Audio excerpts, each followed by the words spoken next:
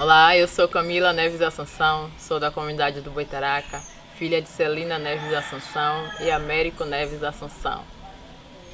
Eu sou a Miraci, sou filha de Antônia Maria Assunção, sou também daqui da comunidade do Boitaraca.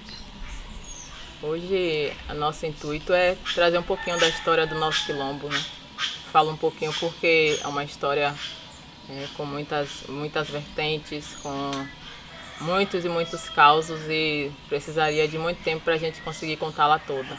Mas a gente vai hoje aqui com muito prazer, né? Trazer um pouquinho dessas histórias e falar principalmente de como iniciou o nosso quilombo Boitaraca e trazendo também a história dos negros e negras que foram os primeiros habitantes dessa terra e que chegaram, né? Os nossos primeiros descendentes aqui do quilombo e que vieram trazendo, construindo o quilombo que nós temos hoje. A nossa história se inicia com o casal Américo e Sebastiana, que bateram em retirada, né, da escravidão e vieram em busca de um lugar onde pudesse se alojar, onde tivesse principalmente água e como se manter. E aí chegaram aqui no Boitaraca e aqui iniciou esse quilombo. Eles, com o tempo, tiveram 5 filhos: Estevão, Júlio e Moisés, Raquel e Adelina. E com esses 5 filhos, eles começaram o seu dia a dia aqui dentro desta terra. No início, eles chegaram aqui e começaram a cultivar aquilo que eles já tinham costume, né? Por serem negros, cultivavam muito bem a mandioca, né? Fizeram plantios de arroz e cultivaram também abacaxi. Com o tempo, eles descobriram a piaçava, né, como uma planta útil, como uma fibra útil, que até então ela era uma planta nativa. Eles encontraram a piaçava, né? Ela já existia aqui na comunidade.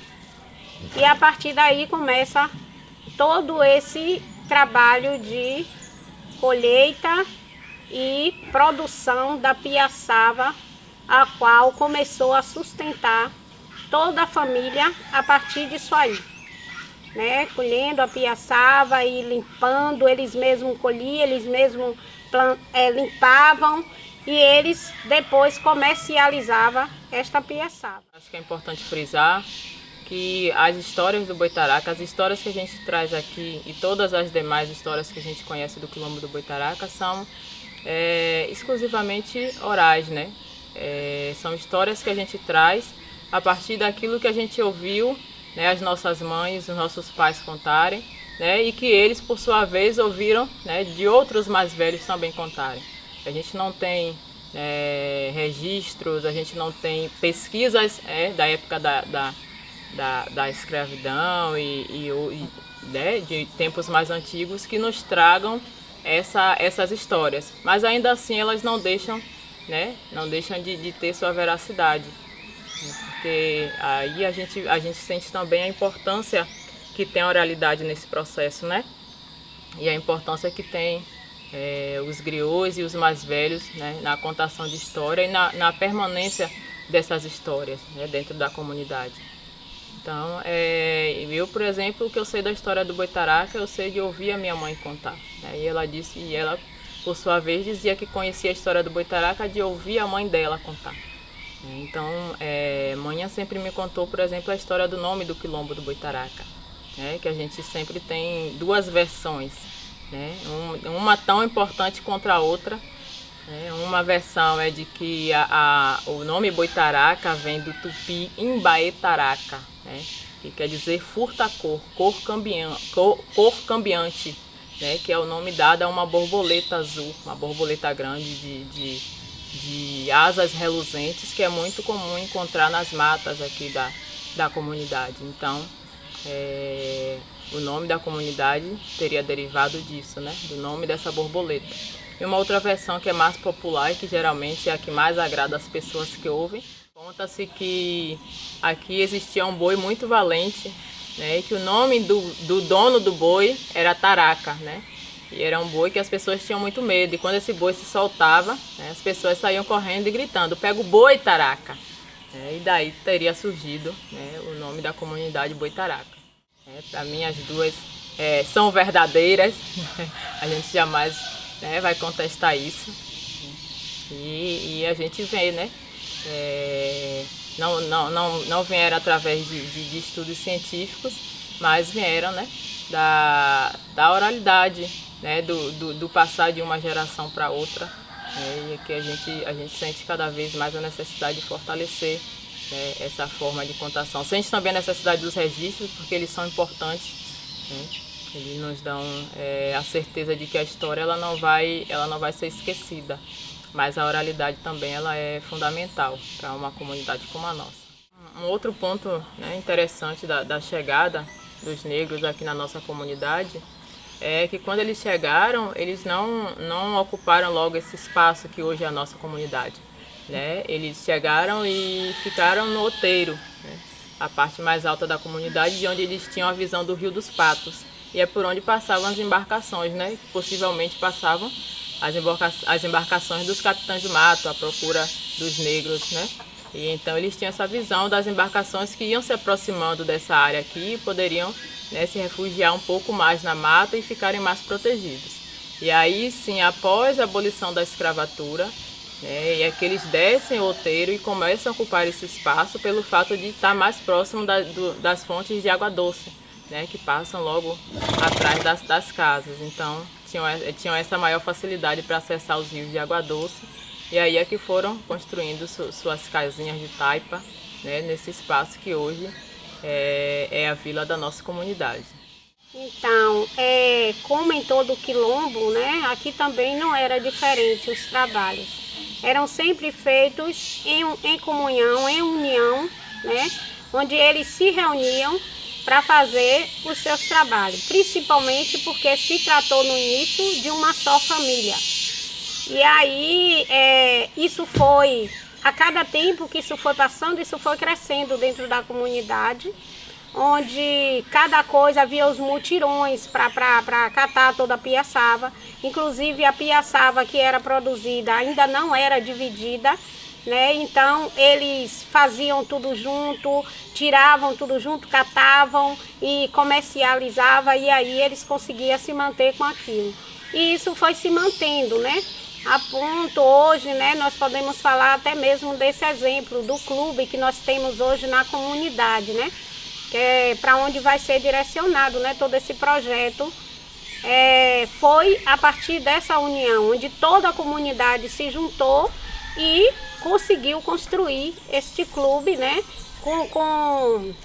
sem nenhuma ajuda, né, assim, de governo, mas sim essa família que se juntou, no caso já a terceira geração, que se juntou e conseguiu construir o clube, né? Não só o clube, mas muitas outras coisas dentro da comunidade, né? É algo assim que já vem desde lá do início, essa ação, né? Esse costume de se juntar todos em prol de um só objetivo. Então, assim, né, nós sempre sobrevivemos, né, desde lá da primeira geração até a quinta geração, mais ou menos. Hoje estamos pela sétima geração, mas até a quinta geração nós vivíamos aqui dentro da comunidade, né, desse cultivo da piaçava, né, da comercialização da piaçava, Só que depois a piaçava ela foi perdendo, né, esse valor, ficou desvalorizada mesmo, né, até em termos de comercialização, preço muito baixo, e isso trouxe uma certa dificuldade dentro da comunidade, onde houve um grande êxodo rural, né, pelo fato que as famílias se acostumaram a sobreviver da piaçava, né? Não tinham assim a ideia de cultivar outras coisas, né? Aprenderam a viver, a se manter com a piaçava. Então, a partir do momento que a piaçava ela caiu, né, de preço e sem conseguir comercializar, então, muitas famílias saíram da comunidade. Houve um grande êxodo mesmo, principalmente os jovens, né? Porque a partir do momento que ela estava desvalorizada, os jovens já não tinham mais esse incentivo da colheita, por ser uma colheita muito primária, né? Muito difícil. Então, os jovens já não tinham mais aquele incentivo.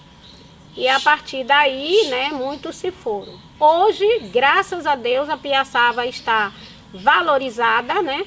Hoje nós vemos que a comercialização da piaçava melhorou, valores também dela melhorou, porém, até mesmo apareceu outros tipos, não era somente limpar a piaçava e vender ela limpa, né? Mas hoje já tem o pente para os quiosques, né, que é feito da casca da piaçava, né, já tem o artesanato, até mesmo biojoias são feitas com todo essas,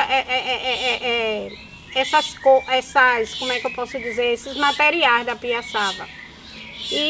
Mas nós temos um problema que é a falta de pessoas, né, para poder tá retirando a piaçava. Hoje em dia nós temos muita piaçava, porém nós não temos quem faça essa colheita, né? Para a partir daí a gente começar a cultivar. Né? É uma situação que nos preocupa muito, né? Que até agora nós estamos lutando por uma solução, né? Para essa situação. E esse é um pouquinho do que é o Quilombo do Boitaraca, né? Um pouquinho de suas histórias, um pouquinho dos seus desafios, das suas dificuldades, um pouquinho da resistência, né, do seu povo para que hoje a gente tivesse a comunidade que a gente tem, ainda com muito a se buscar, ainda com muito a crescer, mas assim com uma história, né, que muito nos orgulha, que muito nos deixa encantados, e com o peito engrandecido de poder dizer que somos filhos dessa terra, né, que somos do Quilombo Boitaraca, né, que temos cada um de nós a responsabilidade, né, de continuar mantendo viva, né, esse pedacinho de paraíso, continuar mantendo viva suas histórias, de continuar mantendo viva, acima de tudo, o legado, né, de cada um que passou por aqui, que esteve aqui, e que fez desse quilombo tudo que ele é hoje. Foi de um casal que surgiu o Boitaraca. Foi de um casal que surgiu o Boitaraca. Sebastiana e Américo saíram de Grapiúna, fugindo da escravidão. E conquistaram nossa terra, tiveram muitos filhos, formando o quilombo de irmãos. Se você tem, eu também tenho na memória. Somos quilombolas, se você tem, eu também tenho na memória. Somos quilombolas, somos quilombolas.